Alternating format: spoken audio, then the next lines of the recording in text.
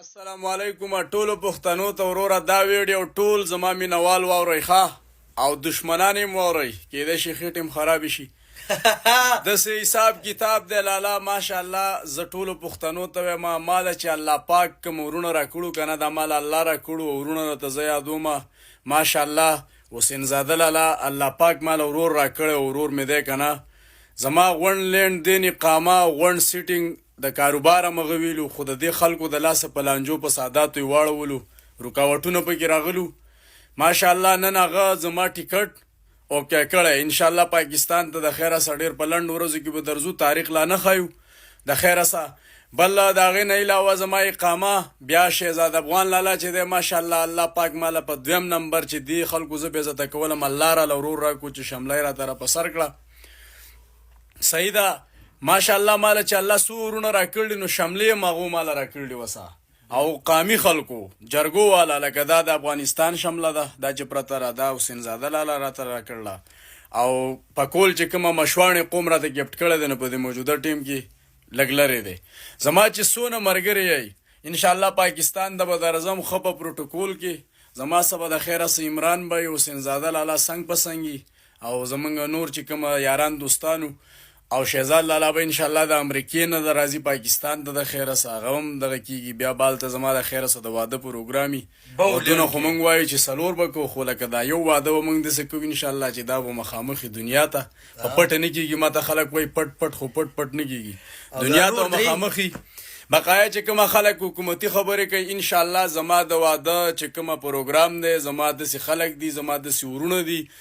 د حسین زاده لالا په شکل کې د حشمت بای په شکل کې د عوام په شکل کې بیا زمونږ خپله رشته داران چې زما انشاءالله د واده په دعوت کې به مینیز ایم پی ایز او انشاءالله د پوج ځوانان ماشاءالله د ادارو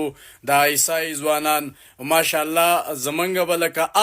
آل ممبر به ممبرشپ آی جی خیبر پختونخوا ډي آی جی خیبر پختونخوا زمونږ انشاءالله د هرې ادارې تړونکي خلک به یو په شرط د دی چې موږ د وطن خدمت کړی د جنډې موږ خیراتونه نه دی غوښتل موږ خپل مال د مزدورۍ ګټلی دی او خپل ټیمونه هم راغستی دي او د پاکستان د عزت دپاره د پاکستان د عوام د پاکستان د ادارو د پاکستان د پولیس د پاکستان د عالم دین چې په هر وخت کې قرباني راغله د خاورې دپاره نو موږ الحمدلله راغلي یو اکشن هم اخیستی دی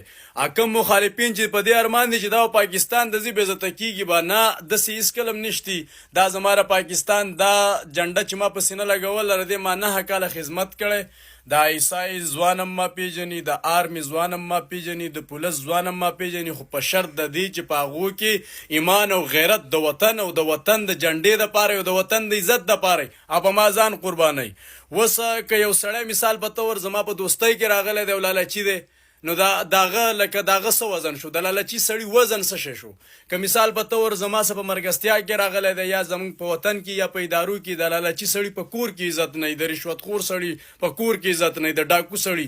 نو د هوام څه به نو زما ټولو پښتنو ته دا خواست او درخواست دی چې انشاءالله وطن ته به درځو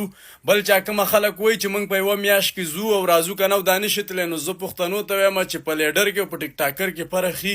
د دیو تله او زمونږ تله جدا جدا دي خیال دی انشاءالله موږ هم وطن ته درځو دغه زمونږ وطن دی وروره ټیکټ هم وکړی شوی مخامخ چې راته په دې ګوټ کې ښکاري دا زما ټیکټ دی د پاکستان او انشاءالله د هغې نه پس چې سعودي عرب ته راشو د کاروبار آغاز به م کوو انشاءالله ستاسو په دواګانو سه او د هغې نه پس په امریکې ته هم په ټور باندې زوره شهزاد لالا خواله دغه د خوشحالۍ خبرو ما د خپلو مینوالو سره شیر کو زما چې څونه مینوال دي مخې ته شیر کوي او انشاءالله په خیبر پښتونخوا کې چې موږ ګرځو د پښتنو دپاره به داسې انشاءالله په داسې طریقه باندې لکه دویم خان صاحب چې ورته ګرځي